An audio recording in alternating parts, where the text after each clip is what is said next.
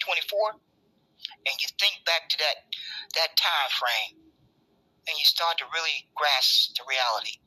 That moment was bigger than any moment that we had lived through. A moment like what our ancestors had went through.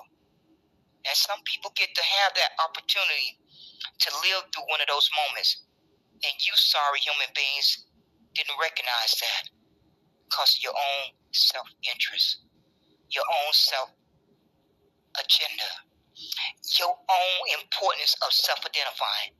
That moment in time was a moment in time that each of us needed to recognize. Each of us needed to recognize that. And it didn't happen. It did not happen. And you persons, I'm going to say in closing, I'm going to jump off of here. You may have a second opportunity by the time 2026 rolls around. They planning on having a meeting in 2026. So between now and 2026, you need to be plastering Negro on everything that you print and say out your mouth. If you care about saving your ancestors' history, then you'll get busy doing that. I don't think y'all going to do it. I don't think you had a backbone to do it. But that meeting is going to take place in 2026. So between now and 2026, you need to be shoving Negro down America's throat. You need to be shoving Negro down the OMB.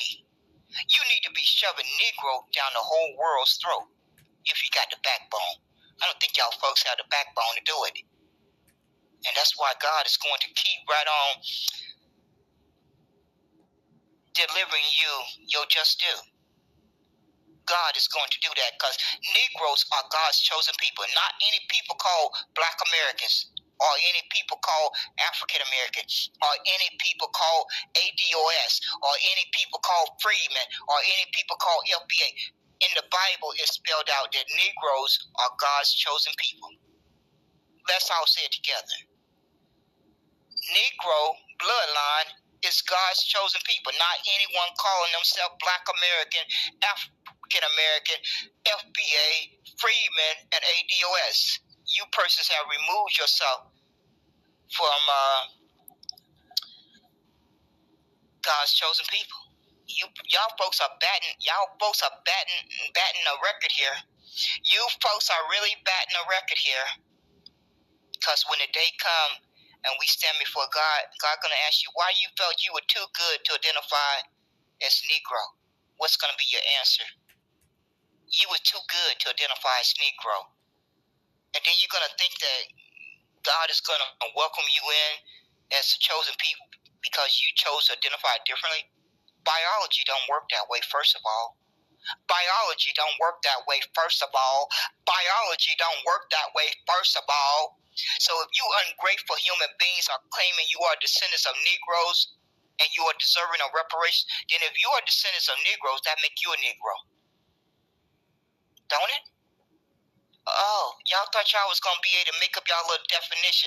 Descendants of chattel slavery, you're going to make up your own definition. Descendants of chattel slavery, descendants of Black American descendants of chattel slavery. You thought you was going to get that to fly in America, this evil country? This evil country, did y'all really convince yourself with that lie? If you really wanted to win your case, you used the very evidence that your enemy provided to you. The very evidence was Negro slavery. The term. That's the only one missing. Are y'all that slow and dumb? Oh, no, y'all not that slow and dumb. You're not that slow and dumb. You just care more about your own self-interest. You care more about your own self-agenda. You care more about your own self-identifying. And so now, you're going to pay for it. You're going to pay for it. You're going to pay for it by getting a fat zero. And America has done it one step further. They have made you a non-existent human being. I've been telling you persons on my last few broadcasts, you're going to end up like Palestinians if you're not careful. You're playing with fire. You persons are playing with fire here. My paperwork says Negro. I don't know if that'll give me a fighting chance when it gets down to the nuts and bolts. At least I know I got some paperwork that say Negro. But you persons are playing with fire. You are getting a prelude of what's going on in Palestine. That's what the Jews have in store for all you persons who don't have an identity right now. Because these immigrants that you're picking on, they got an identity. Y'all better get y'all ducks in order. Because these immigrants, they safe. Let's just make it simple. All these immigrants are safe. They have all three. I'm going to repeat them again before I get off of here. They have a recognized ethnicity. Number 2, they have a recognized national origin. Number 3, they have a nation. You persons better stop playing with fire and stop lying to your people. You had best stop doing it, because this is a matter of life and death now. Y'all are playing with fire. Y'all are playing with fire, and you need to stop doing it, because you're going to pay a healthy price if you don't get that definition changed on the OMB. You persons had best start spending every waking moment to get that definition changed and stop lying to people.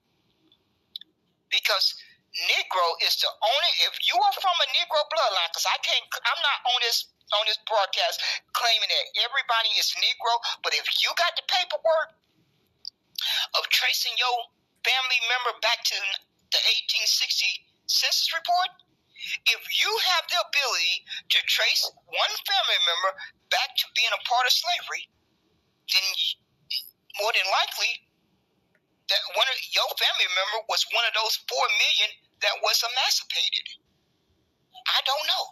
I have traced my one family member back to a plantation.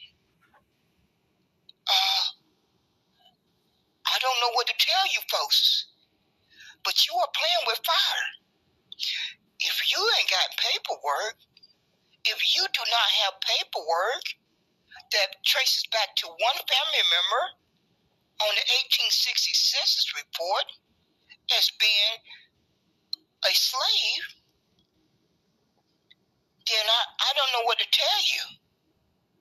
But C.R. the Great can stop lying, because like I said earlier, my DNA only has 1% indigenous. So I'm not the only walking human being that have the DNA test that show a small snippet of indigenous. Because see, they lie had to be proven. God was going to make sure of that. And like I said, C.R. the Great, Negro ancestors had nothing to do with your people deciding to stay behind and not go to one of those reservations. That's not my fault. That's not my mother's fault. That's not my grandfather's fault. That's not my great-great-grandfather's fault. You need to talk to your people and find out why they decided to stay behind and not go to one of those reservations. Because, see, I heard Sonny G explain that out of his own mouth. I'm not going by hearsay. I heard him explain it with my own 2 ears. That's not my fault.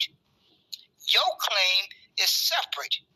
Your indigenous claim is separate from the Negro claim, and you persons have done great harm to damage the Negro ancestors' justice claim. Y'all have done enough damage.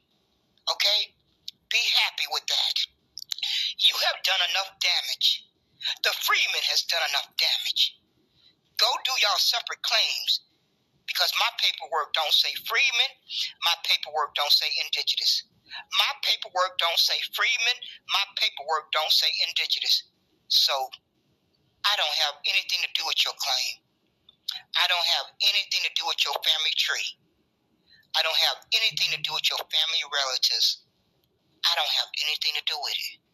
So don't waste any more time off of your life trying to paint that narrative, because it's just not going to fly.